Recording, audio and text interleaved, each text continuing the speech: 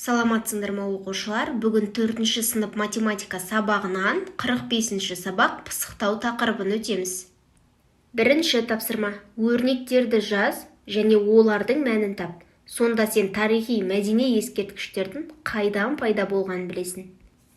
Мұнда сөзбенен бізге есеп берілген, соны жазбаша түрде жазу қажет.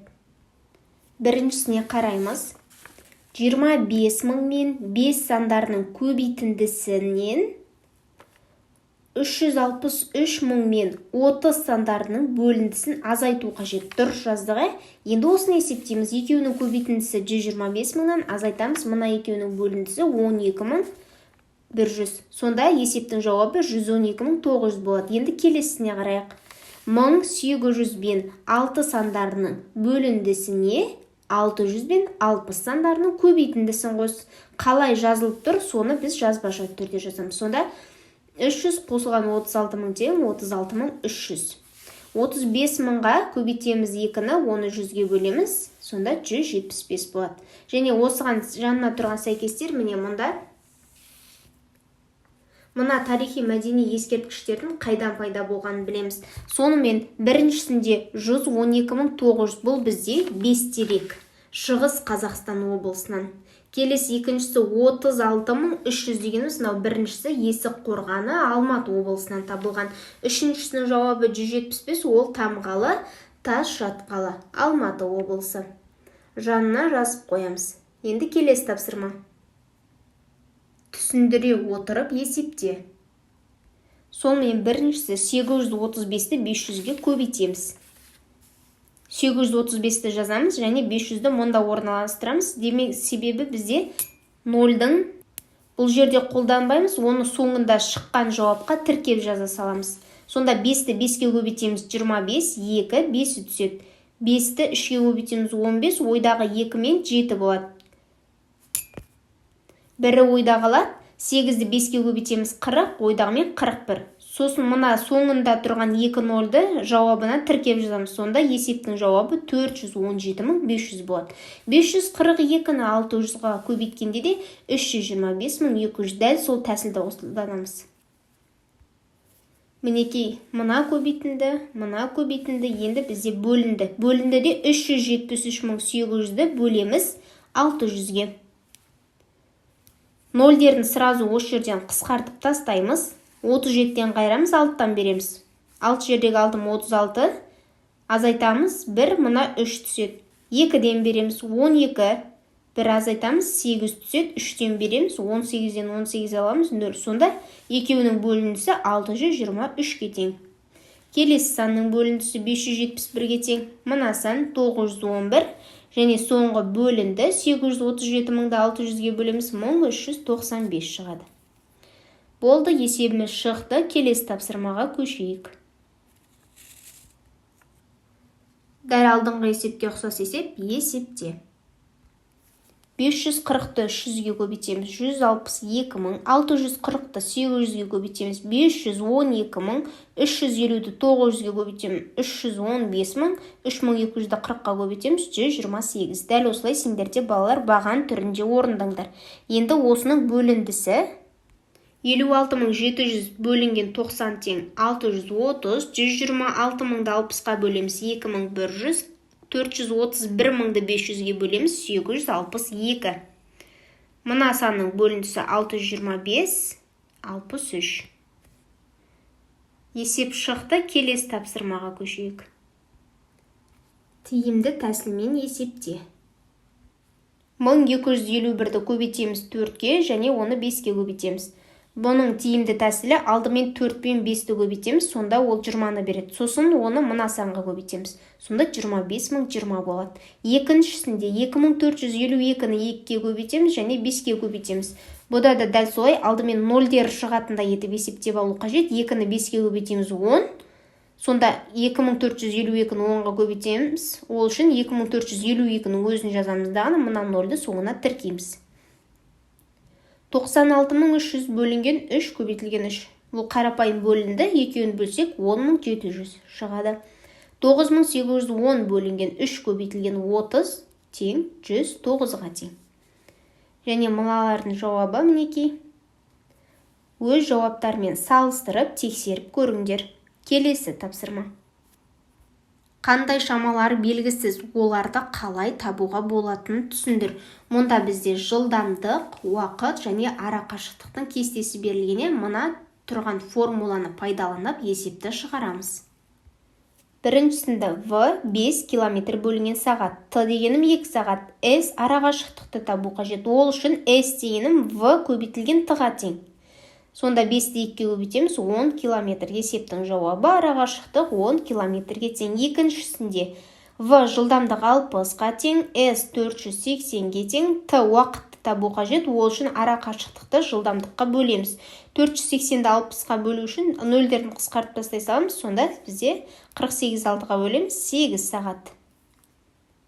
Үшінші жолында Т 12 сағатқа тең, С 480-ге тең, В жылдамдықты табу қажет. Ол үшін В тең С бөлінген Т 480-ді 12-ге бөлеміз 40. Есеп шықты. Енді 6-шы тапсырмаға көшейік. Музейде 20 шкафтың әрқайсысында 7 сөреден бар. Әр сөреге 50 жәдігерден қойылған. Музейде барлығы қанша жәдігер бар? Шартын құрып аламыз. Енді есептің шешуі. Біз бір шкафта 7 сөреден бар екенін білеміз. Енді 20 шкафта қанша сөре бар екенін білу үшін 20-ны 7-ге көбейтеміз. Сонда 140 болады. Енді ондағы жәдігерлердің санын табу үшін 140-ты 50-ге көбейтеміз. 7000. Есептің жауабы музейде барлығы 7000 жәдігер бар. Тапсырмасында шаршының қабырғаларының ұзындығы бізде В метрге тең. Шаршының периметр мен ауданын көрсететін өрнекті жазу қажет. Шаршы барлық қабырғасы тең, периметрі Б қосылған Б қосылған Б қосылған Б. Барлық қабырғасы тең болған үшін оны біз 4 көбейтілген Б деп жазаламыз. Ал ауданын есептеу үшін 2 қабырғасының көбейтіндісін табамыз. Яғни Б көбейтілген Б немесе оны Б квадрат деп жазамыз. Мінекей есеп шықты. Енді осының Б тапсырмасына келейік. Қораптың өлшемдері ұзындығы Б сантиметр, ал ені 50 сантиметрге тең, биіктігі К сантиметр. Қораптың көлемін көрсететін өрнекті жаз. Көлемді табу формуласын еске түсірейік, балалар. В тең А көбейтілген Б көбейтілген С. Яғни ұзындығы, ені және биіктігінің көбейтіндісін жазу керек. Б көбейтілген 50 көбейтілген К болды. Дәл осылай біз жауабына жазамыз. Қораптың көлемі 50 көбейтілген Б көбейтілген К сантиметр кубқа тең. 7-ші тапсырма. Қанша су моншақ жұмсалатынын есептеуге көмектеседі. Ұлттық киімдерді безендіру үшін шеберлер әрқайсысында 1460 су моншақ бар, 30 қорап жұмсады.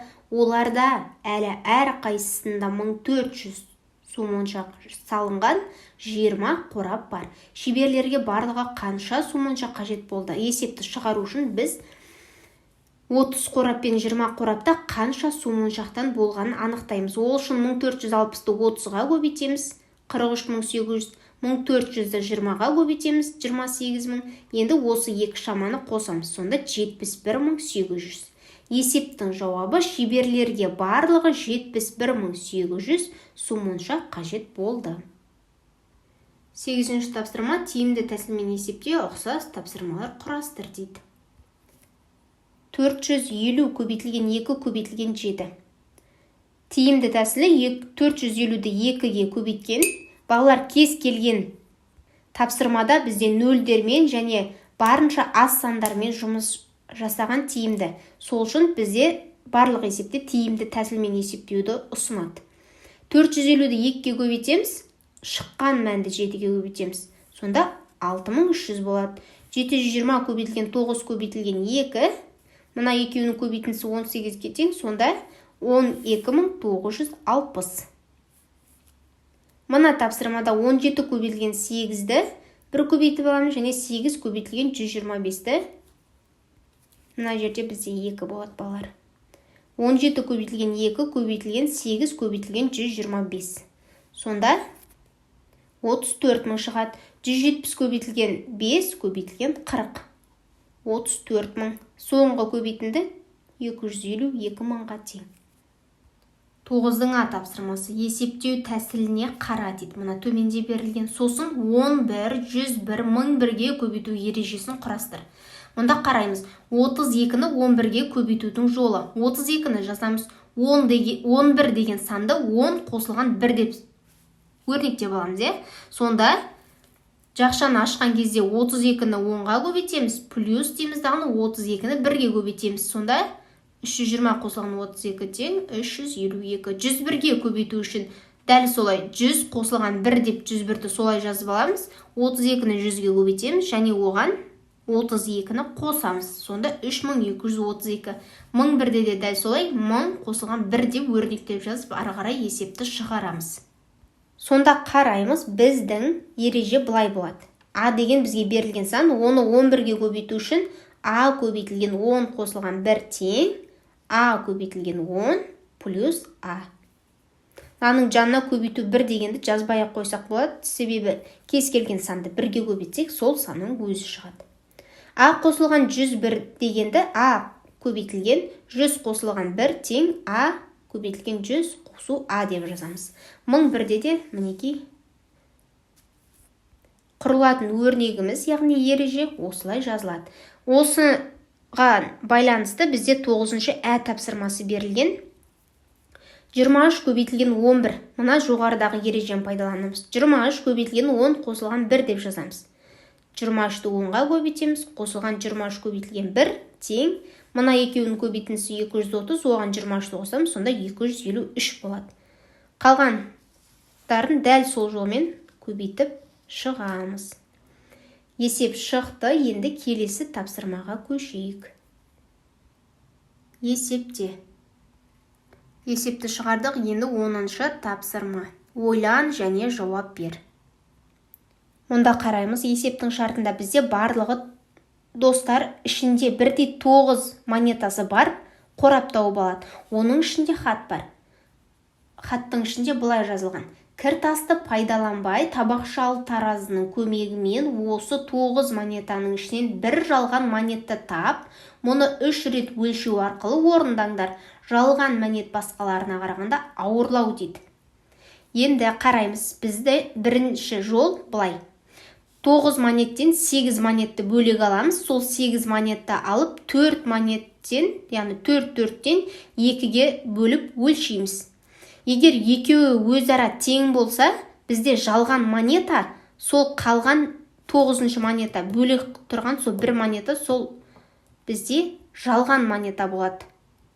Ал егер олай болмаса, таразының бір жағы ауыр болып тұрса, сол ауыр болған 4 монетті 2 монетпен 2 монетті таразыға салып қайттан өлшейміз. Сонда бұдан да бір таразының екінші жағы ауырлау болады. Сонда ауыр болған монетті аламыз. Оны тағы таразыға, бұл уже үшінші жолы өлшейміз. Қайсысы ауырлау болады, сол бізде жалған монета болып шығады. Осындай бізде 3 жолы бар. Видеоны тоқтата тұрып, яғни паузаға қойып осылай түсініп алсаңдар болады. Енді 11-ші тапсырма. Есепте және дұрыстығын тексер. 53600 бөлінген 80 тең 670. Нөлдерін қысқартып тастап есептедік. Енді оның дұрыстығын тексеру үшін 670-ті 80-ге көбейтеміз. Сонда мына санның өзі шығады. Бізде шықты, демек есебіміз дұрыс екен. 5150-ді 50-ге бөлеміз. 103. 103-ті 50-ге қайттан көбейтіп көреміз. Сонда 5150-дің өзі шықты. Бөлінді. Көбейтіндің мәні бірдей. 4800-600-ға бөлеміз. 8. 8-600-ға көбейтіп көреміз. 4800. Мына жерде бізде әдей осылай жаздық. 6 жердегі 8-ім 48 дейміз да 2 нөлді шыққан жауапқа теңестіреміз. Мына бөлінді көбейту арқылы тексердік. Мына бөлінді көбейту арқылы тексердік. Есеп шықты. Балалар барлық 11 есепті талдадық. Сабағын аса видеоға лайк басып, каналға тіркеліп алыңыздар. Сау болыңдар.